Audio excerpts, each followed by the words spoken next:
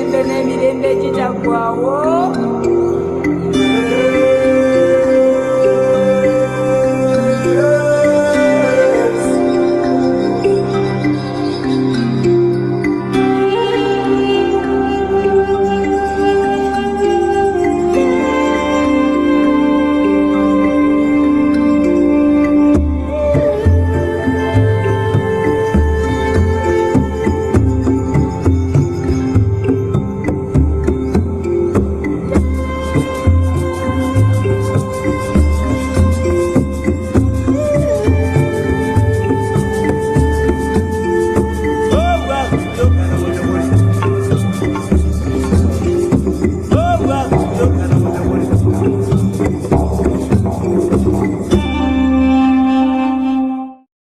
Muito bem-vindo, esse é o canal Papo com Jota, aqui falando de gente sempre, de gente que acontece. Portanto, se inscreva, deixe seu like, ative o sininho. Hoje nossa convidada é Isabela Soledade. Olha essa ficha técnica. Modelo internacional, fashion e comercial, morou em diversos países, formada em administração da indústria da moda pelo Senai e design de moda pela Academia Brasileira de Artes. Estuda teatro profissional. E eu quero te agradecer muito por ter aceitado esse convite de bater esse papo aqui com a gente. É um prazer, menina. Que isso, o prazer é meu. Muito obrigada pelo convite. Estou amando estar aqui contigo. Você começou a trabalhar muito cedo, aos 5 anos. Quem percebeu que aquela menina tinha talento para os holofotes? Tinha nascido para brilhar. A mãe, né? A mãe. A mãe descobriu isso cantando em casa. Eu cantava, eu pegava escova de cabelo, cantava na frente da TV, cantava Barbie Girl. E minha mãe achava que eu tinha não um talento, mas uma desenvoltura para frente das câmeras. E aí ela me agenciou quando eu tinha 5 anos e aí foi que a minha vida virou uma loucura. Sua mãe foi fantástica nessa história. A minha mãe ainda ela faz muito parte dessa história ainda. Como foi a descoberta do universo da moda? Porque a gente sabe que teve projetos de comerciais para televisão. Agora, a gente quer chegar no universo da moda. Como que foi isso? Então, é muito louco esse universo, porque normalmente as meninas fazem concursos de beleza, participam de diversos castings, e comigo aconteceu totalmente ao contrário, né? Como eu já comecei com 5 anos, eu já estava inserida dentro do mercado, e eu comecei, na verdade, na TV, fazendo diversas propagandas e comerciais. E aí, depois que eu fui para passarela, fazendo alguns desfiles, eu comecei fazendo desfile Francal, desfile da Pampili, e aí, aos mais ou menos 11, 12 anos, eu estava naquela transição de criança e adolescente, estava começando a crescer, e aí minha mãe decidiu trocar de agência e ir para uma agência mais fashion, né? E aí eu fiz castings em diversas agências, eu fui da Way, é uma agência daqui de São Paulo bem conceituada também, mas a minha vida era muito conturbada, porque eu tinha que sair das minhas aulas de manhã, no meio da aula, estava tendo aula de, sei lá, de matemática, minha mãe aparecia na escola e me tirava da sala de aula, porque eu tinha casting, porque eu tinha trabalho, e aí minha mãe decidiu que eu deveria, então, estudar e ter um tempo para essa infância, né? Que foi um pouco roubada. Não foi roubada, mas foi meio conturbada, né? Eu comecei a trabalhar muito cedo. E aí eu parei de ser modelo com 11, 12 anos, eu saí da Way também, eu não continuei no processo deles, até que eu passei em 5 universidades públicas, estudei pra caramba, porque eu queria, na verdade, estudar. Passei por várias fases de querer estudar, tipo, astrofísica, de querer estudar outras coisas, odonto, enfim. E até que eu cheguei na administração da moda, que era uma coisa que me instigava também. E aí, na própria faculdade, eu tive que desfilar para alguns amigos meus que já estavam formando. Então, todo mundo ficava, Isabela, vai fazer o desfile, eu quero que você desfile para mim. E eu falava, ai, gente, poxa, tipo, já não tô mais nessa, não quero, né? Então, não, você tem que ir. E aí começaram os olheiros de novo, de eu estar postando no Facebook, postando nos lugares. E, e aí eu comecei a receber propostas. E foi muito louco, porque eu entrei numa agência aqui em São Paulo, onde o cara dava em cima das meninas, o cara assediava as meninas. Não fiz praticamente nenhum trabalho, peguei um trabalho, o cara foi me pagar, tipo, 3 meses depois e não me pagou tudo. E aí eu não conseguia chegar, nessa época eu tava fazendo showroom, eu não conseguia chegar nas minhas aulas da faculdade. Então, assim, eu tive que trancar a faculdade porque eu não dava conta de chegar na faculdade. As minhas notas eram boas, mas eu não dava conta de chegar na faculdade. Então, eu perdi praticamente o semestre por conta de falta. E até que os meus professores chegaram e falaram, Isabela, a gente precisa fazer uma reunião. Eles sentaram comigo, todos os meus professores e coordenadores, e falaram, olha, você é muito nova. Eu tinha cerca, sei lá, de 17, 18 anos, eu já estava praticamente no último ano da faculdade. E aí eles falaram para mim que eu deveria, na verdade, seguir o sonho de ser modelo, continuar com isso. E foi assim, foi numa quinta-feira que isso aconteceu. Na sexta-feira eu tive que sair de lá, trancar a matrícula. Na sexta-feira eu tava com uma entrevista marcada numa nova agência. Entrei nessa nova agência na sexta-feira, já comecei a trabalhar horrores e 3 meses depois eu já estava na China. Você disse que o seu primeiro destino foi a China. China. Nossa, China. E como que foi essa sensação, assim, de receber uma notícia por uma modelo que estava no início de uma nova fase, porque já havia, né, processos anteriores. Mas China não é muito distante, né? Não é muito diferente, né? Por que passou nessa cabecinha tão nova? Pois é, foi um processo, né? E vou te dizer, não foi fácil. Eu fui com muito medo. E chegando lá, já tive vários problemas. A China, ela tem um problema, não é um problema para eles, né? Mas para a gente é um problema, porque é um país fechado. Então, não tinha WhatsApp, não tinha Google, não tinha Facebook. Então, o meu contato com meus pais era através de uma coisa que chama WeChat.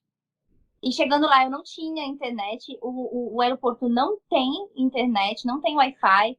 Então, eu fiquei, tipo assim, cerca de 2, 3 horas sem ninguém aparecer para me buscar. Os chineses, eles são frios, comparado com os brasileiros. E, assim, a primeira e a segunda semana, eu tive um choque cultural, assim, de querer voltar para casa. Eu já cheguei fazendo casting, são cerca de quase 15 castings por dia. Eles te colocam dentro de uma van e você vai passando de cliente em cliente, se apresentando, fazendo fila de modelos com papelzinho na mão, assim, ó.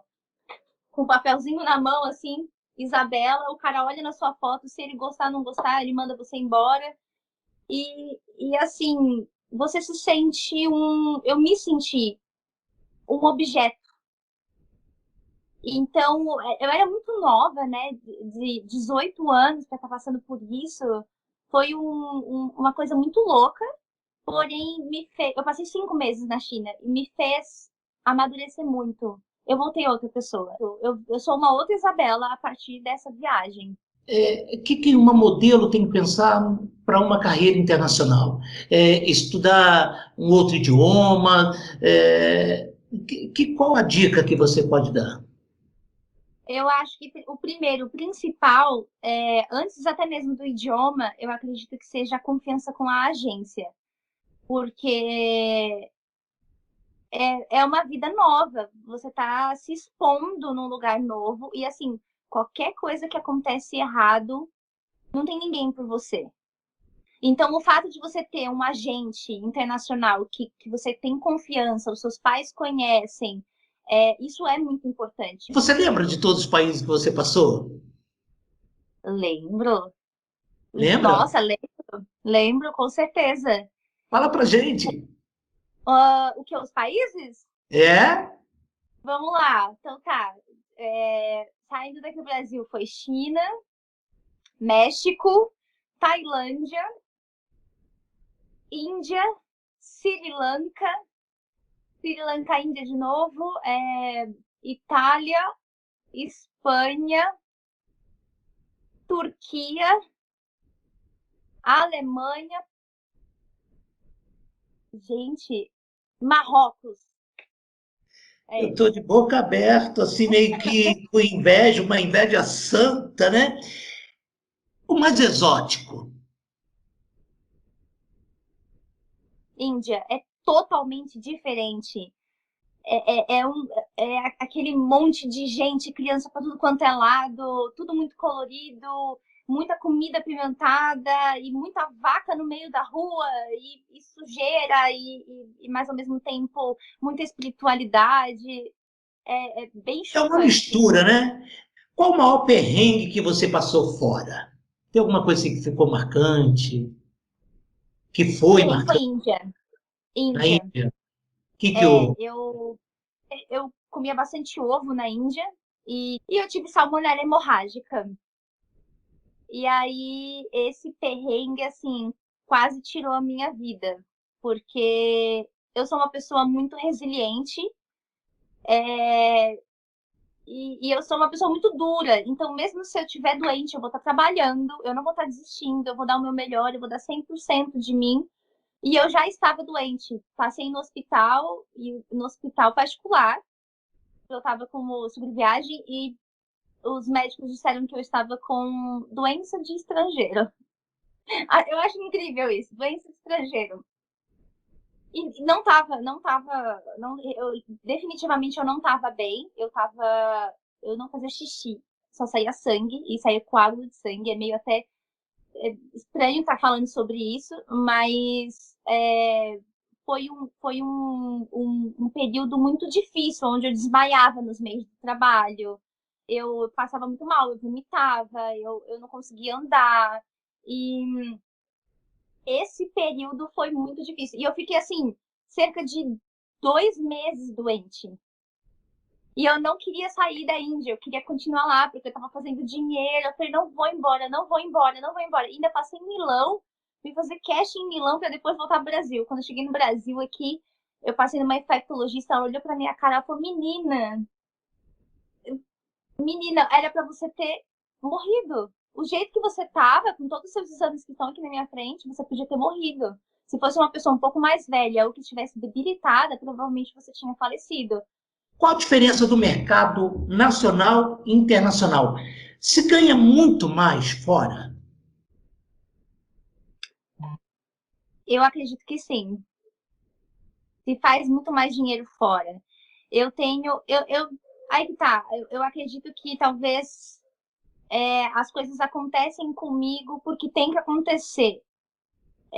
Mas o que eu escuto da maioria dos meus colegas de trabalho é que se ganha mais fora. Eu conheço milhares de pessoas que trabalham horrores fora, faz tipo Paris Fashion Week, faz milhares de propagandas, faz séries da Netflix fora, e quando chega aqui no Brasil, não consegue trabalhar. O mercado brasileiro, ele é muito, eu acho ele injusto, ele é muito cruel.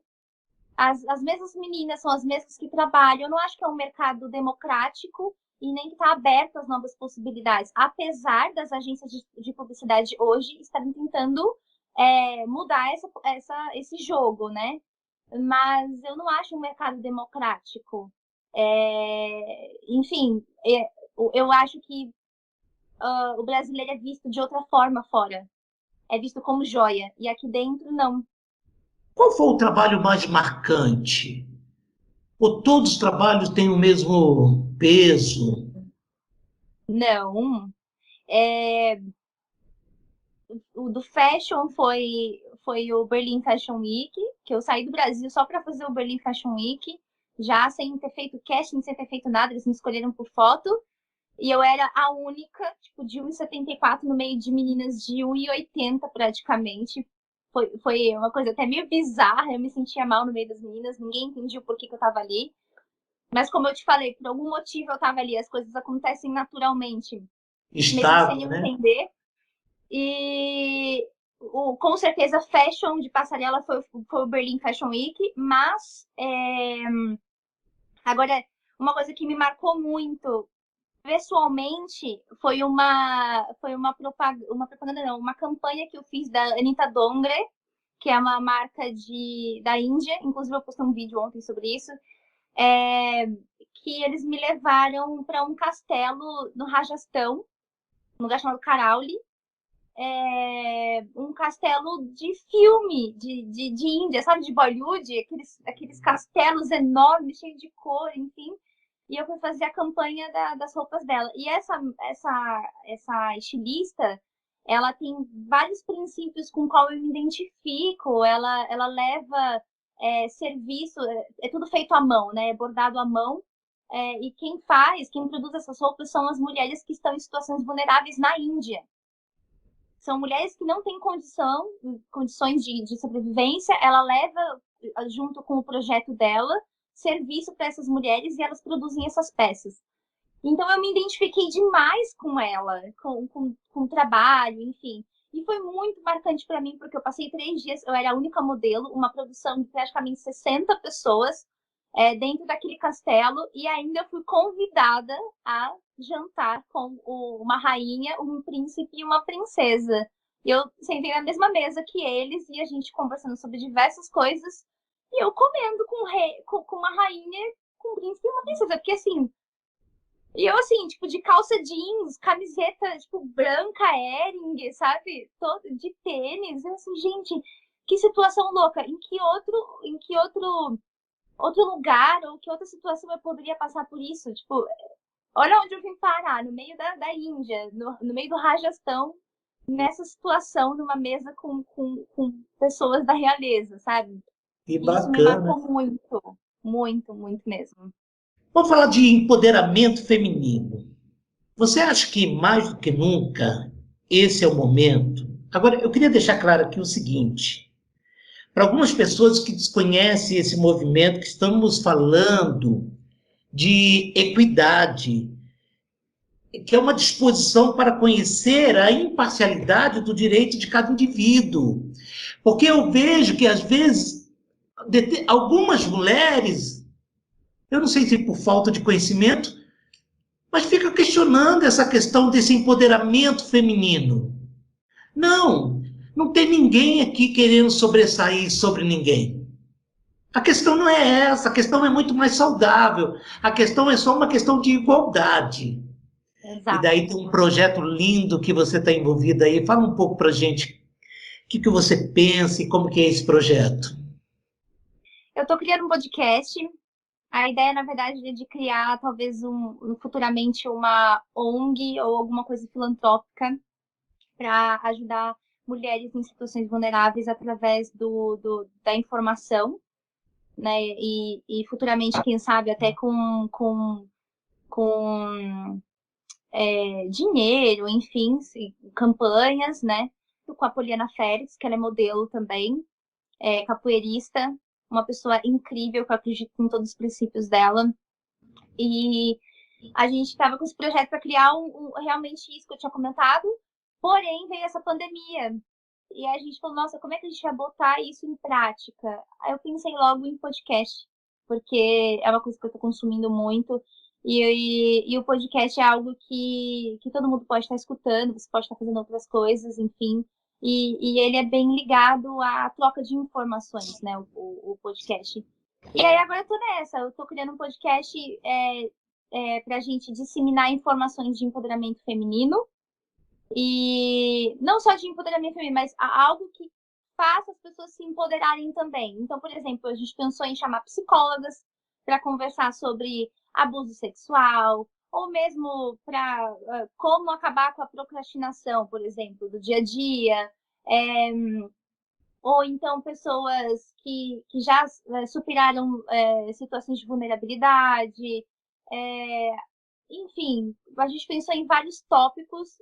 Você acha que tem marcas que persistem em padronizar a beleza e excluem de seu staff modelos fora de um determinado padrão? Acho. Várias. Aliás, a moda, ela é muito padronizada ainda, né? É, e isso é um problema. Isabela, você tem agora em suas mãos um megafone. Ele é capaz de levar sua voz para o mundo inteiro. O que você diria? Fazer com que as pessoas entendam que os processos não são feitos a partir de competição, e sim de empatia.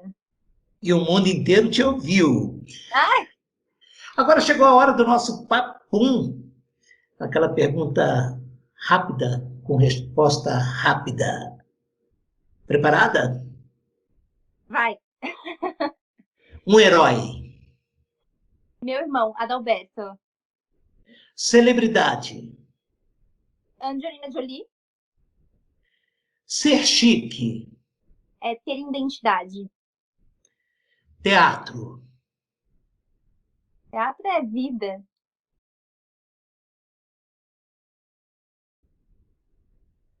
Beatles, Yoga. equilíbrio. Amazônia. Pulmão, Inadmissível. falta de respeito. Ideal. Não ser ideal. Esse foi o papo com Isabela Soledade. Mais uma vez, muitíssimo obrigado. E eu queria saber onde que a gente te encontra, tem uma rede social, onde que nós podemos ir lá estar te acompanhando. Eu estou no Instagram como @Isabela Soledade, Isabela com 2 L's, Soledade SOLEDADE. E aí vocês podem estar me acompanhando por lá. Tá bom. Muitíssimo obrigado. Muito obrigada, gratidão. Beijo.